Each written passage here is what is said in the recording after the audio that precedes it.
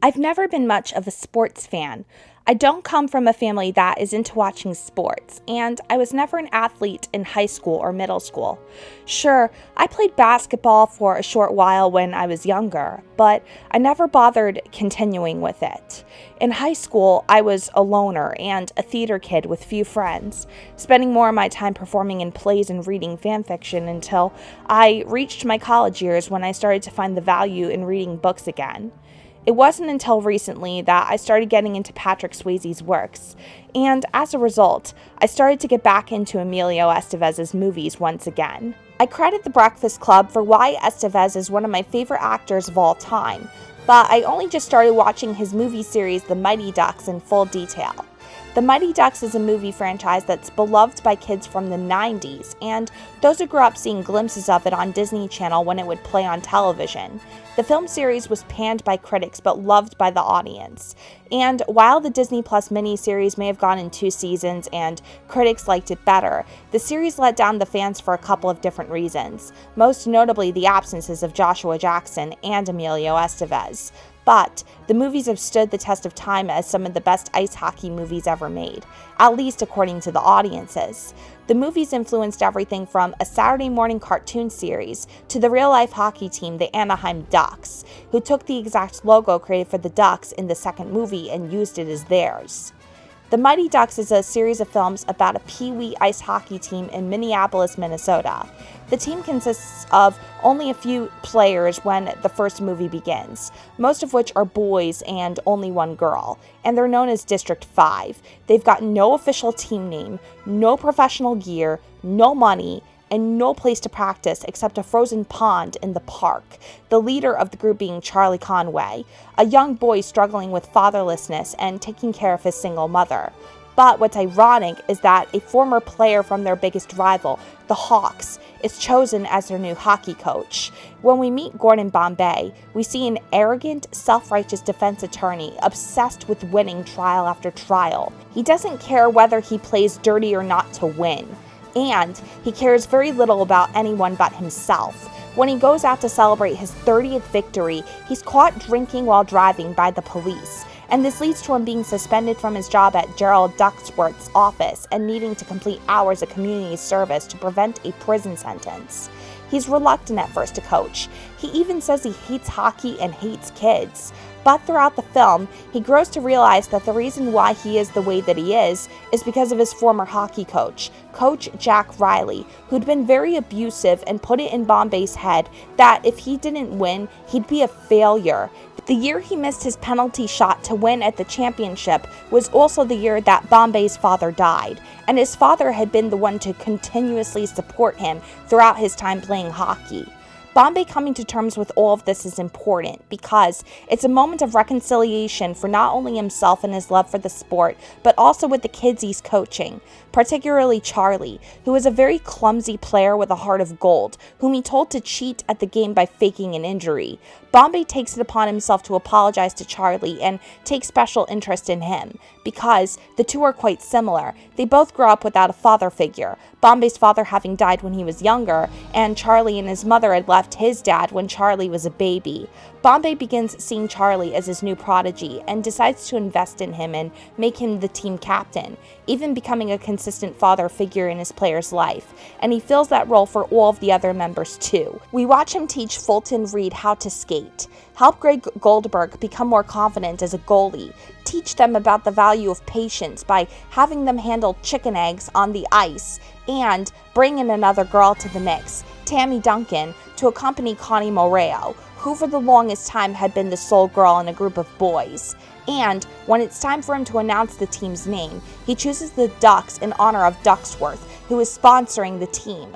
According to Bombay, ducks are the strongest, most agile, and most beautiful creatures in all of the animal kingdom, because when you see a flock of ducks fly in perfect V formation, the enemy never messes with them. They don't need to fight or be bullies to other animals that try to intimidate them, because they stick together. And this becomes an important message that stays throughout the 2 sequels that follow throughout the trilogy, and his mentioning of the V formation foreshadows their signature move, the flying V.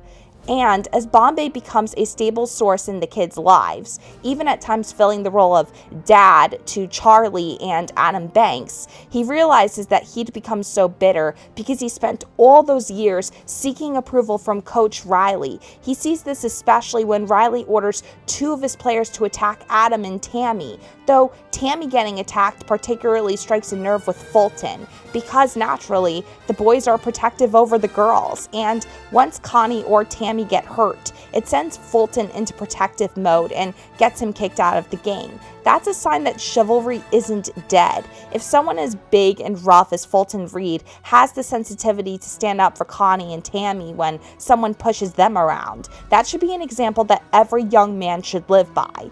It's that final game against the Hawks where Bombay confronts the man he used to look up to, saying all those years he worried what Riley thought of him, and now he realizes that none of that matters because winning isn't the only thing on his mind, and that he's leading by example to his Ducks, his kids, his new family, that having fun and being fair are two of the things that will always matter more. And Charlie, nicknamed Spazway because of his clumsiness, ends up bringing them the win in the championship because Bombay says he believes in and will always be proud of him, whether they win or lose. This offsets the pep talk Coach Riley had given Bombay when Bombay was Charlie's age. This is Bombay taking those words Riley threw at him of, "You miss this shot, it's all over. You'll never be good enough. You'll be a loser," and changing them into something positive and encouraging.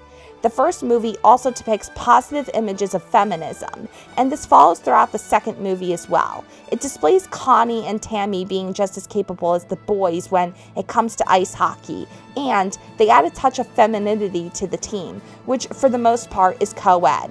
Co-ed sports aren't something you often find today, with there being more separate boys and girls teams primarily for the safety of young women, who have a disadvantage when playing against boys due to the biological differences. While I think separate teams for males and females is a good thing to ensure female athletes get equal opportunities for scholarships, and it also ensures my safety as a woman who participates in Taekwondo point sparring tournaments, I also think a healthy balance of co-ed teams could be good as well. There are plenty of reasons why bringing co-ed sports back into the fold today could be more beneficial. It would allow young boys and girls to learn how to work together as a team. It would make boys think about what it means to treat young women with respect and consideration, especially in physical sports like hockey or basketball, where injuries are common. It would allow girls to grow a thicker skin and to fight against the pain by playing a little rougher. And it could potentially help decrease bullying in schools by bringing a community together.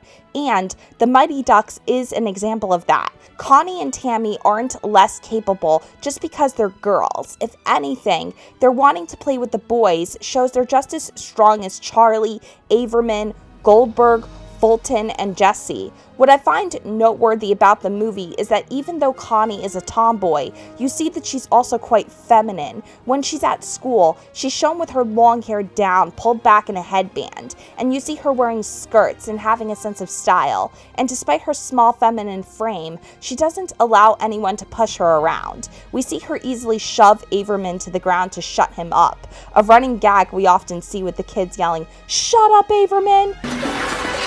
Good looking skater. Very good looking. What do you think, Keith? Shut up, Averman. We even see her sticking up for Charlie when Peter and Carp give him a hard time about him being so close with their coach due to Bombay having a thing for Casey, Charlie's mom. So, Connie Moreo is one of the best depictions of the strong female character trope because, even though she's tough and sporty, she's still girly and beautiful, wearing long dangling earrings and lip gloss. We see her smiling and having moments where she's quite gentle and kind to others. And I think that these are the kinds of female characters we need a whole lot more of, especially today. And I honestly think we're heading back in that direction between the MCU's version of Ms. Marvel, portrayed by Iman Vellani, and the Percy Jackson series Annabeth Chase, portrayed by Leah Savage Jeffries. However, maybe that's just me being a bit too optimistic there. We see a continuation of this positive portrayal of feminism in the second movie with Julie the Cat Gaffney, the Ducks' backup goalie at the Junior Goodwill Games. She begs for Bombay to let her play as a goalie, and though Bombay has to deflate his head a lot throughout the second movie after he gets carried away with the lure of celebrity status, he does eventually place Julie in during their final round of the shootout against Iceland because he realizes the final Icelandic player's strategy would lead to him going for glove side, the side that Julie defends the best out of everyone and has earned her the nickname the Cat because of her swift hand and reflexes.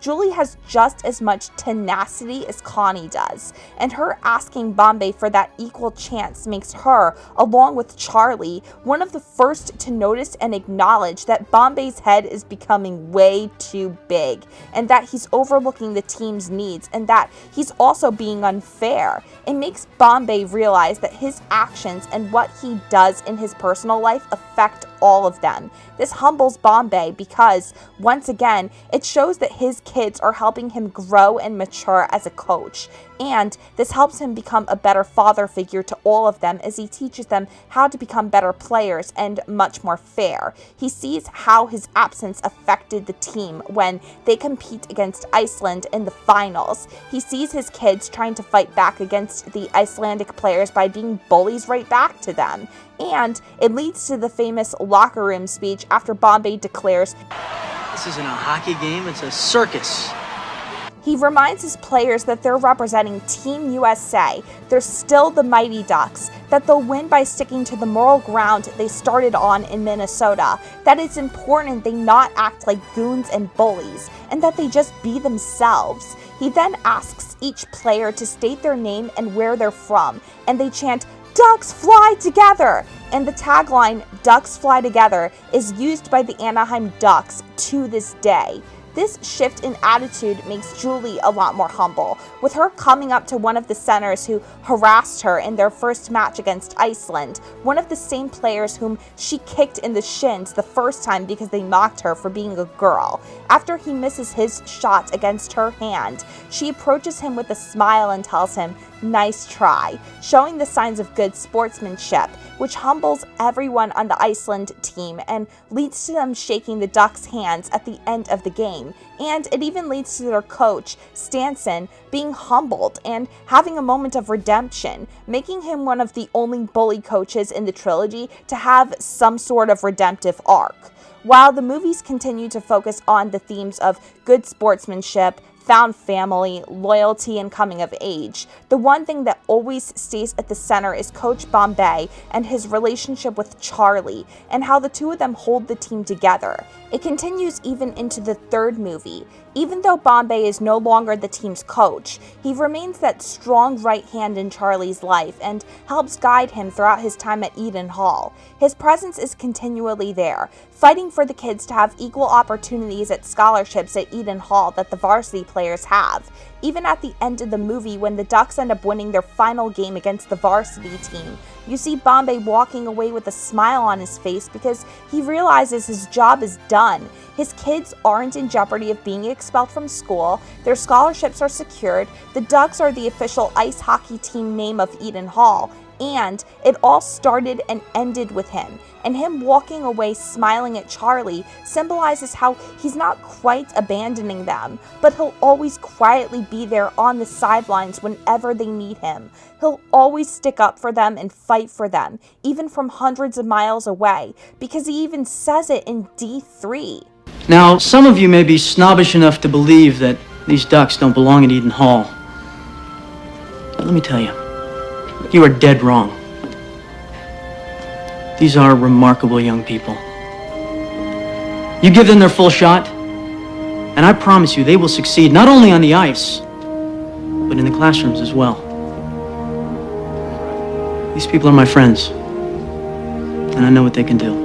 And that's why I think the television series was so short-lived. We see a fundamental shift in Bombay at the start of the series. He reverts to his old habits of hating hockey and children after he loses his job of coaching college puck, all because he gave money to a player who needed tape for his hockey stick but couldn't afford it, which is a slap in the face to all of the character development he'd gotten. And it shows him breaking all the promises he kept to Charlie and the Ducks about always being there for them. Also, why the hell would he be fired for displaying an act of kindness to someone disadvantaged? He did nothing differently than he would have done if he were coaching the Ducks. And what did he get in return for his kindness to that disadvantaged player who needed help? He got fired for it. Apparently, that's a rule. I looked it up, and it's legitimate that an institutional employee cannot provide a student a benefit unauthorized by the NCAA, and that if the student accepts it,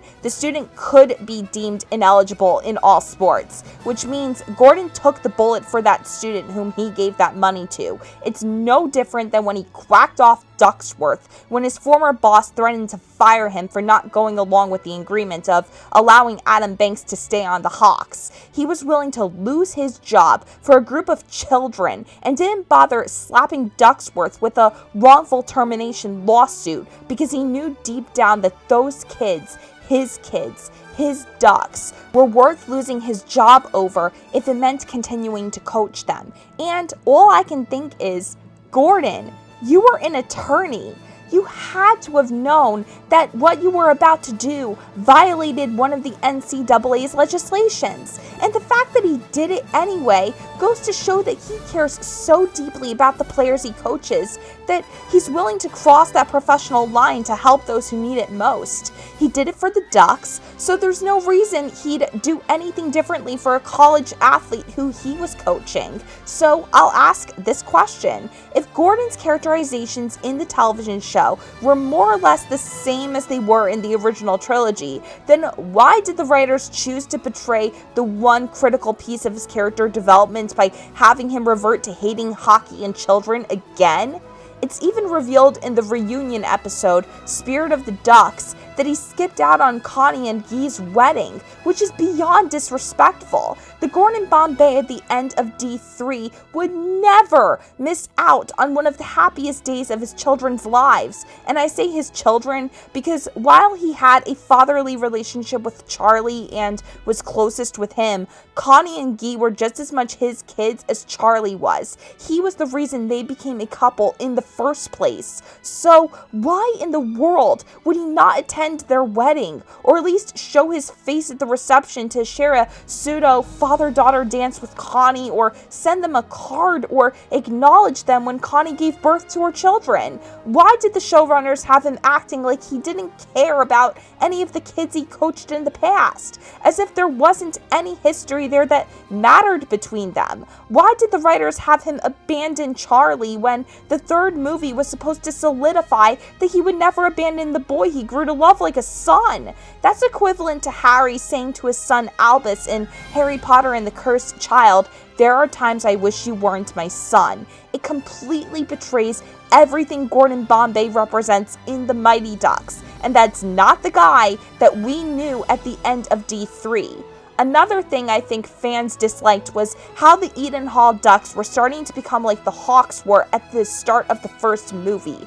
Goons and bullies who only care about winning due to toxic leadership from their current coach. And it leaves you to wonder if those kids on the current Ducks team even understand the history of their hockey team. How the Ducks weren't at all this prestigious team when they first started, that it had been a group of losers and misfits, led by a disgraced defense attorney who needed a shot at redemption. Of course, a mature Adam Banks gives that speech to everyone at the gala, honoring the Ducks, but even so, seeing the Ducks become what the Hawks, Vikings, and Varsity Warriors were doesn't sit right with me at all. That's not how I'd want my Ducks to be represented on the show. And what gala? The Ducks I know from the original trilogy do not do galas. They celebrate with bonfires and s'mores and appreciate the simplicity of just being together.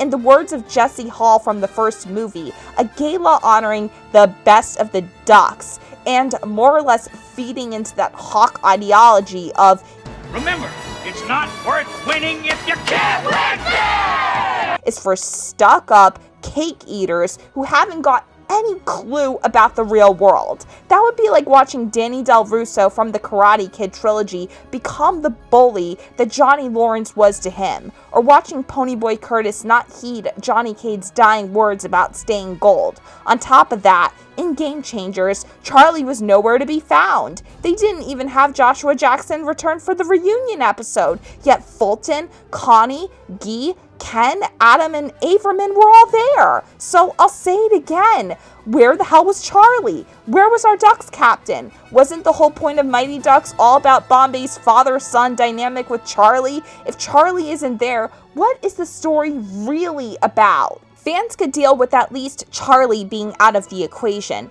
but to take Bombay out due to Emilio Estevez having creative differences with the producers, writers, and directors was something many fans could never forgive. And that's why the series got canceled after 2 seasons and removed from Disney Plus and never to be seen again. I won't go too far into the political reasons behind it, but Estevez spoke out and said that he hated the thought of playing a character who was complaining about owning $1 million piece of real estate when the real-life city of Minneapolis is on fire around us. I'll let you guys decide what he meant by that.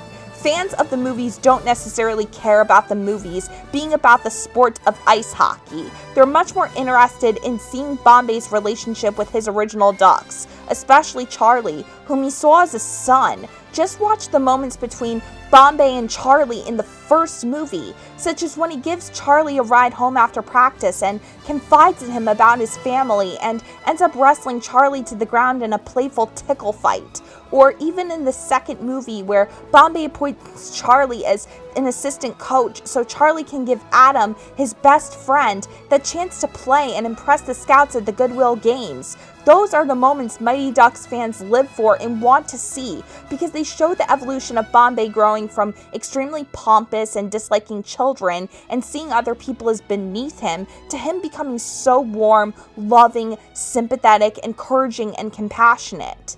Gordon Bombay is a character who plays to Emilio Estevez's strengths. He's capable of playing these lean, athletic, masculine characters who have an underlying sensitivity, and he can deliver a healthy balance of drama and comedy through very physical acting. Gordon Bombay is all of those things. He's got many moments where you have to sit and listen to him as he delivers a powerful speech and he commands authority from the kids.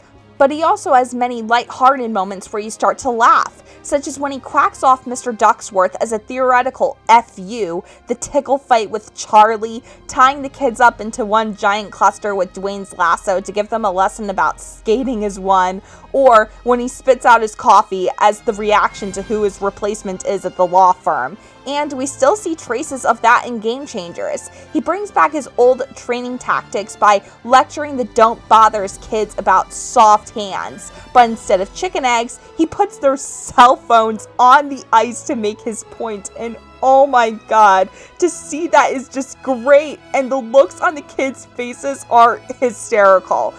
Estevez was born to play Gordon Bombay because he's so expressive and so good at physical acting. You can see in every scene throughout the 3 films how good he was with the kids and that he had great chemistry with Joshua Jackson, Vincent LaRusso, Eldon Henson, Matt Doherty, Marguerite Moreo, and Sean Weiss. If you look up interviews he's done promoting Game Changers, you can see that he to this day loves all of them, and he's publicly spoken his support of Sean Weiss, who played the overweight yet lovable goalie Greg Goldberg for getting clean and sober. So without Emilio Estevez, you have no Gordon Bombay, and without Coach Bombay, you don't have the Ducks, because they repeat throughout all 3 films. They weren't the Ducks until he came along.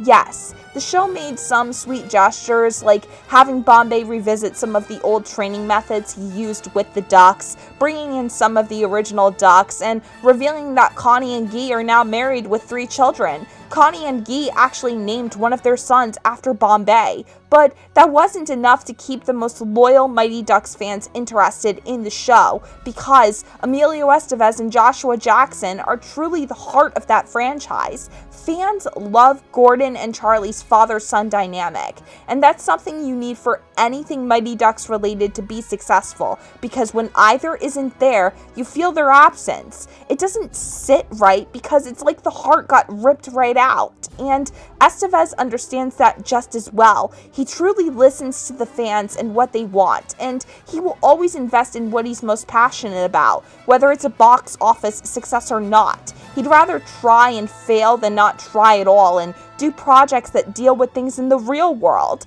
And that's another reason why Mighty Ducks fans love the movies. They reflected a time where social class and money divided communities, kind of like The Outsiders did with Greasers and Socias. And that's one of Estevez's most famous movies, where he played the fan favorite Two-Bit Matthews. It's all still relevant because this idea of people getting looked down upon for living in a poorer district of a city or town and not having the most money still happens today. People are still discriminated against for being working class, especially down in the southern United States, and Estevez understands that these talking points are still very relevant. After all, when he was growing up, his father, Martin Sheen, struggled to get work and gave himself a stage name so he'd have a better chance at getting jobs because nobody was willing to hire Spanish or Latin American actors. He's lived through his parents struggling to make ends meet and the not-so-glamorous life of being poor. He kept his last name and didn't take up his father's stage name, Sheen, because his father told him that his biggest regret was not embracing his Spaniard roots, and Martin encouraged his son to be proud of being part Spanish, part Irish. Estevez believes in putting his real-life experiences down in film scripts, and when he writes his own scripts, he is completely unfiltered and does it with an honesty that would make the late John Hughes proud. He really takes real-world issues seriously and does his best to honor that. Similarly to how John Hughes, Francis Ford Coppola, and Joel Schumacher took adolescence and the woes of teenage years seriously, because when you're a teenager who is dirt poor, living on the Lower East Side of town, you feel the entire world is against you. When you're a teenager going through the first heartbreak, you feel your whole world is over because it's the very first, and you don't realize there's always another person out there for you. When you first graduate from college, you're struggling to find your footing in the world and figuring out how to stay connected to your friends, regardless of whether you've attended an Ivy League college or not. That's why Estevez has done such great movies like Men at Work, arguably the funniest movie he ever did with his brother Charlie Sheen, which is just so purely stupid you have to laugh, and The Way, which he directed and filmed with his father Martin Sheen and included most of his family, including his son Taylor. And I believe if he were given a chance, he can make a successful spin-off of the Mighty Ducks. But he has said the biggest requirement on his list would be to get Joshua Jackson back. So we'll have to see what happens there.